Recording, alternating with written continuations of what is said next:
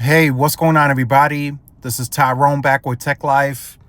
This is a great article here from SDX Central. I'll leave a link to it in the description so you guys can check it out.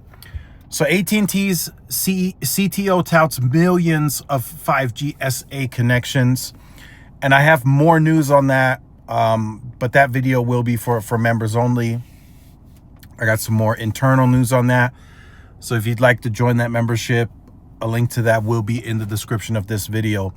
So here's what I'm thinking about AT&T and how AT&T is going to move forward, right? AT&T is, as you can see per this article, launching millions of 5G SA connections. More and more mid-band is getting turned up every day for the carrier. And they have the least amount of postpaid customers in the space, right? If we're talking wireless networks, AT&T hosts the least amount of postpaid customers. Now, what does that mean? I think it means that AT&T will become somewhat like a T-Mobile, disruptive, right? They're gonna start being more vocal publicly, and I think they're gonna have better deals just across the board because they can load up a lot, right? We all know T-Mobile has the most amount of spectrum, right? In some cases by a long shot. So T-Mobile, they can continue to undercut and they can continue to offer certain things because they have a boatload of spectrum to fill, to monetize. But if you think about it, so does AT&T. They have the least amount of postpaid customers. They have the least amount of FWA customers. So even though they don't have the same amount of mid-band spectrum, but they also don't have the same amount of customers. So AT&T, they can continue to load up. They can continue to offer new and existing customers can get the same deals almost indefinitely because they have a lot of capacity to fill, a lot. So the SA connections is going to help with new use cases, business, not much for the consumer. I mean, L4S, Red Cap, and all that stuff, right, that comes with 5G Advanced has, and you can leave your comments in the comments, but has your connection been any different versus what it previously was if you're a T-Mobile user? I don't see a difference. It still loads the same. I don't see a difference now that they have 5G Advanced, L4S, and all that stuff in the network. I don't see a difference. So I don't see 5G Advanced and the SA and all that. I don't see that much of a benefit for the consumer. I just think your connection is going to be fine, right? But with the SA connection comes voice over NR and more carrier aggregation, all that other stuff. Does come with that. So AT&T is on the move. They're investing a lot right now in the wireless network. It is the second half of the year, and most of the times AT&T's CapEx is second half loaded for wireless. So you're going to see a lot of activity. Like I said, members, stay tuned for the members video. It's going to be a good one. But AT&T is definitely on the move, but like I said, they're going to be more like a T-Mobile.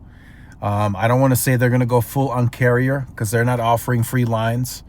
They're not going to do that, but they're going to be more. They're going to be way more aggressive.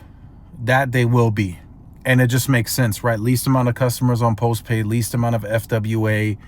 You have very close to what Verizon has in mid-band, right? If you get the rest of the DoD with the waiver, I mean, AT&T is going to be right there with Verizon on the C-band, right? The mid-band, right? They're going to have DoD, they're going to have the C-band. They're going to be right there, right? There's going to be some rural counties where Verizon does have the 200 megahertz. So that's, in some cases for AT&T, a little bit out of reach. But in most of the metros, suburban, AT&T is going to be right there on spectrum. They just have to deploy, upgrade, get the mid-band out there, and just continue to grow, right? But look for AT&T to be more disruptive. Look forward to that. I don't have much detail on it yet, but look forward to AT&T being a whole lot more disruptive just for the simple fact that they need to monetize. So let me know your thoughts in the comments. This is a great article for you guys to check out, right? AT&T is doing OpenRAN, and all of that ties in with the essay, right? OpenRAN, just transitioning the core. And of course, AT&T is very financially disciplined, so they're gonna invest smartly, and they're gonna try to make that investment very effective, right? Ericsson, for an example, they're going from Nokia to Ericsson, and then their entire operation is going to be Ericsson, right? That investment was meant to be very effective. It wasn't like a large one. I mean, 14 billion is a lot of money, but it wasn't like they're going to invest 200 billion over the next 5 years to bring in more densification, which is going to increase the OpEx severely, right? They are trying to be conservative, be frugal, but it's still be an investment that makes the network better. And that's what the Ericsson deal did. And just think about AT&T moving like that in the future as they continue to modernize the network. And remember, the 3-year plan that AT&T set forth at Analyst Day was they're going to modernize the entire network. Even Ericsson markets, some of the sites that still need to be touched will get touched under that 3-year plan, according to AT&T. So, but let me know your thoughts in the comments. Like, share, subscribe. I'll see you in the next one. Peace.